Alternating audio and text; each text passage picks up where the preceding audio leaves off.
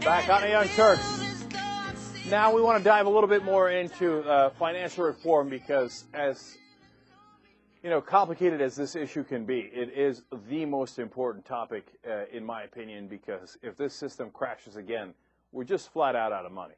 So we better make sure that we get it right this time around, and I'm not nearly confident enough that we're going in that direction.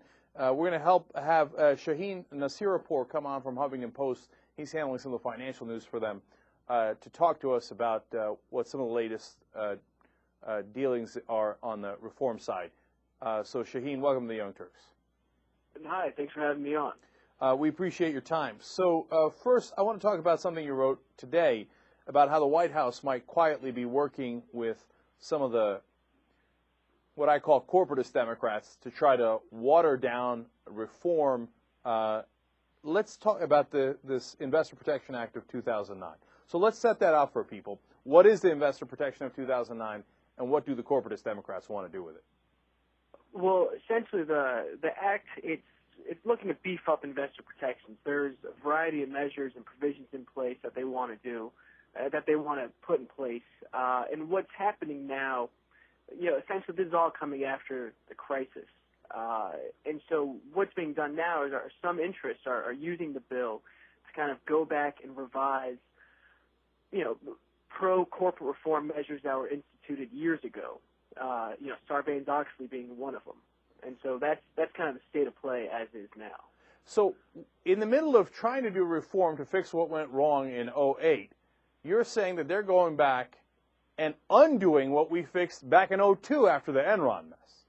That's what they're trying, right. Okay, that seems like a bad idea. Now, what would they be undoing, Shahien? So specifically, there are a few amendments to the bill. One that was offered by John Adler of New Jersey, another one, Carolyn Maloney of New York. They're both Democrats. Adler's a freshman Dem. He won in a Republican district in 2008, thanks to the Obama campaign. Anyway, what they're trying to do is take out a provision of this act from 2002 that mandates companies get audits of their internal controls. It sounds really, opaque. Essentially what it mandates is companies have to get an audit of their own programs that they have in place to, reduce, eliminate, keep watch over, fraud and waste within the company. These two amendments that they're offering are trying to get rid of that provision for smaller public companies.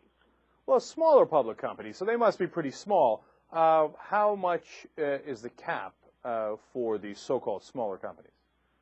Well, Adler's original amendment would have exempted or temporarily exempted companies with up to a public float of $700 million. Now, they use the phrase small business. Small business and $700 million usually don't go in the same sentence. At least that's what people tell me. Also, up to $700 million, that's about 4 out of 5 publicly traded companies in the U.S. That's a pretty big hole. So that loophole covers 80% of the business in the country.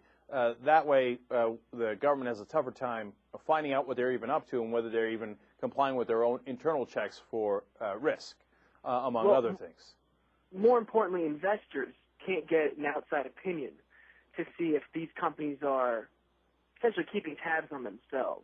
Now, Adler was beaten back last week, but he's got a new amendment out which passed, via voice vote today, and it's going to be voted on tomorrow. And what does the new amendment say? His new amendment calls for a permanent exemption for all companies under $75 million. So that's about half of all publicly traded companies. It also calls for a study of the costs associated with complying with this provision for companies between the $75 million and $250 million level. Okay, so, well, that's getting a little bit more reasonable because then you're under $75 million. That's closer to smaller business, although that's still 50%, as you said, of the businesses. Now, why is he doing this? That's the thing. Some people, small business advocates, they'll say that, look, these costs are really high. If you're a small company and you're just getting off the ground, you can't afford to spend, $100,000, $150,000 on an audit for your internal controls. That's money better spent for hiring more employees, for example, or investing in your company. People on the other side say, look, smaller companies are the ones that are most prone to fraud and abuse. We need those audits in there to protect investors from getting fleeced down the road. The thing is, Adler, this thing is really popular with small businesses, Chamber of Commerce, the exchanges. And so some people say that Adler is, quote, dialing for dollars, that he's beefing up for his re-election campaign in 2010. Yeah, and who's his ally in this new fight? White House Chief of Staff Rahm Emanuel. Yeah, that's interesting. Now, the reason Rahm is doing that, as far as I can tell, and correct me if I'm wrong here, is he wants the guys like Adler to win re-election, and he thinks they're going to win re-election if they grab lobbyist money. And if they grab enough lobbyist money and deny that money to their opponents, that helps their cause. So he thinks, well, let's do them favors here and there, and that this would be one of the favors. Am I misreading that, or does that seem like that seems to be the game that's being played? Well, I can't speak to that specifically. All I know is that Adler's a freshman Dem from a Republican district. I would imagine that the White House wants to have as many Democrats in Congress as they possibly can. So I'm guessing that they would probably do everything that they can to help those Democrats win re-election. And if Adler can do so by positioning himself as a champion of small business, I'm imagining that the White House would try to help him out. I hear you on that. But look, I can live with the $75 million. I might not be happy with it, but it's not $700 million. When you exempt companies and you call them small companies when they're under $700 million, then you're creating a loophole where people just try to get rich. Under $75 million, we're at least having a conversation. So let's turn to some of the other issues here. Now, we've got legislation working its way through on too big to fail, companies that are too big to fail. Now, this is very, very important because these are the guys that cause a problem in the first place. So what are the reforms that are out there right now that's being proposed? And then we'll get into who's on which side. Well, Barney Frank has a bill out. He released a draft of his bill last week. He's got a new one coming out this week, or he's going to amend the bill. Anyway, what they're doing is, long story short, they're giving the Fed a lot more power. They're setting up the FDIC to be able to take over these large firms when they're about to fail. Some other things attached to this, they're going to try to keep the list of companies secret that are, quote unquote, too big to fail. And the administration wants companies to pay for the failures after the fact, as opposed to beforehand. So taxpayers would get stuck with the bill for like 5 years until the company's all paid back. So once again, we have the administration supporting the banking lobby and not the people who are looking to head off another crisis. Again, am I misreading that, or is that what's happening there? That's what a lot of people say. And, hearing what they have to say and looking at the proposals, it's hard. I mean, it's not easy to draft this kind of legislation. There's a lot of interests out there who, they all have reasonable arguments, but it's I'm having difficulty understanding why you'd have companies pay after the fact as opposed to beforehand. It doesn't make much sense to me. Well, it makes sense if you want the companies to keep more money and send some of that money over to you in terms of corporate donations. Then it makes a lot more sense. All right. But let's talk about the upside, too. What is Sheila Blair suggesting at the FDIC about regulating companies that are too big to fail? You wrote about that today and about the power to freeze derivatives contracts. I want to understand a little better. Yeah, well, it's actually a really interesting proposal. So the way it stands now, when the FDIC can only take over failed banks. They can't take over, like let's say the Morgan Stanleys of the world, Goldman Sachs, Lehman Brothers when it went under, or Bear Stearns when it was shuffled over to J.P. Morgan Chase. FDIC didn't have any power over these guys. With this new proposal in this bill, what they're proposing is to give the FDIC that authority. That if you have one of these large, systemically important, too big to fail firms, let's let the FDIC handle them because they're doing a decent job with banks. They can probably handle this. The thing is, a lot of critics will say, well, look, the FDIC, they've never really dealt with one of these, gigantic mega banks with billions upon billions upon billions in these complex derivative contracts. The thing is, with the banks, the FDIC can essentially put a freeze on all these derivatives contracts. When a company is about to go under, the counterparties will try to grab their money and get out the door before it's too late. You never want to be the last one looking for a chair when the music stops. Now, with this new proposal, they're going to extend that same authority that the FDIC has over banks to these other non-bank firms, like the Morgan Stanleys and the Goldman Sachs. So if one of these guys goes under, their counterparties can't rush in and say, I want to cash out all the derivatives contracts that I have with you. I'm going to take my money. I'm going to go out the door. Shahien, the proposal says, I'm sorry, just to jump in there. That sounds pretty good so far. And then what's the part about being able to pay less than the face value of the derivatives?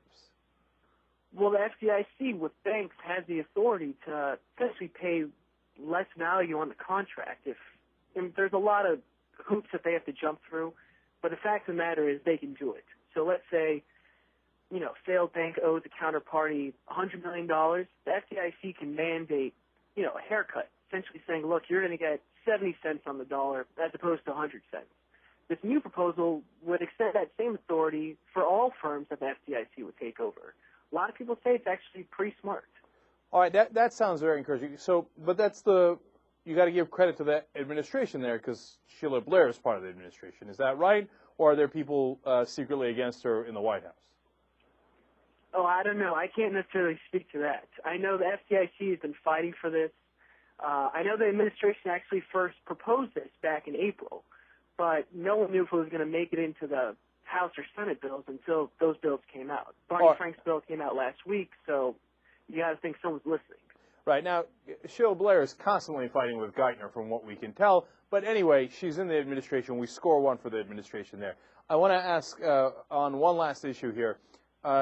Last week you wrote about this piece of legislation, which I thought was the single most logical piece of legislation I'd ever seen, where we would give more say to the shareholders in who runs the companies through the boards.